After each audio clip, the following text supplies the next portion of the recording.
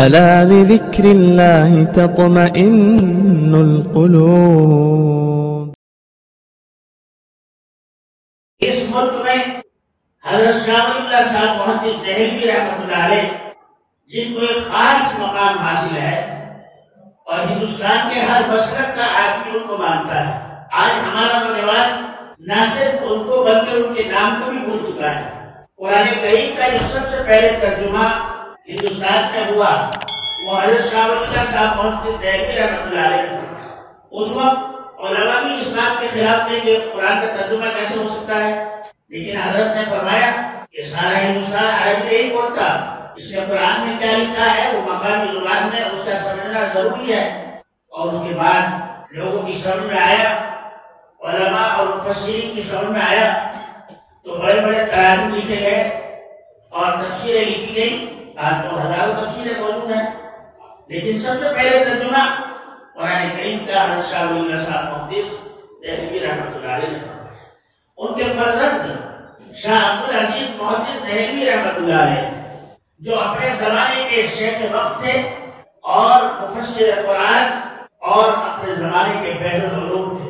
شاہ عبدالعزیز صاحب محدث دہلوی رحمۃ اللہ علیہ وہی شخصیت ہیں جنہوں نے سب سے پہلے ہندوستان سے انگریزوں کو بھگانے کے لیے اور ان کو ہندوستان سے باہر نکالنے کے لیے مسلمانوں کو جہاد کا فتویٰ دیا اور کہا کہ جہاد اب آپ پر لازم ہے، جہاد کرو.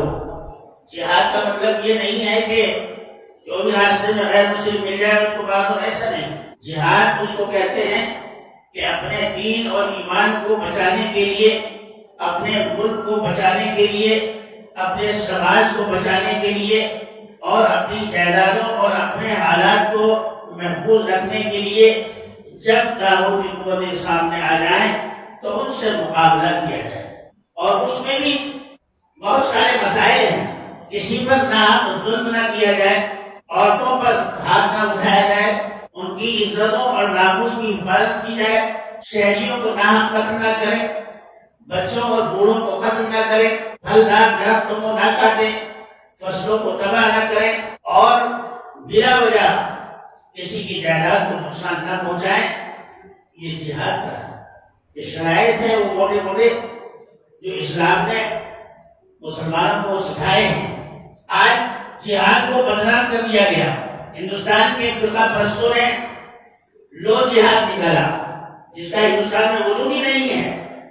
مسلمان نے کبھی اپنی زبان سے لو جہاد کہا ہی نہیں اور ان لوگوں نے اس کو ایک ہوا بنا کر کئی سالوں تک مسلمانوں کو پریشان کیا. جبکہ مسلمان یہاں مل جل کر رہنا چاہتا ہے، اپنے وطن کے بھائیوں سے مل جل کر رہنا چاہتا ہے.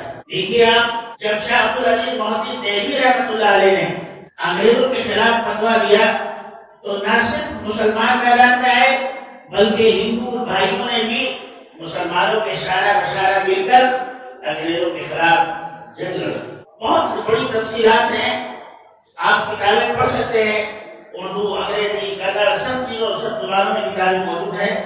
شاہ عبدالعزیز محدث دہلوی رحمۃ اللہ علیہ کے بھائی شاہ عبدالقادر رحمۃ اللہ علیہ، انگریزوں نے ان کے خلاف ان کو جیل میں ڈال دیا اور پھر جو ہے ان کو یہاں سے دہلی سے بدایوں لے جایا گیا اور ان کے گٹوں میں بھاری بھاری جو ہے وہ ڈال دی گئی زنجیریں، یہاں تک کہ ان کے گٹے اتر گئے، ان کے کندھے اتر گئے.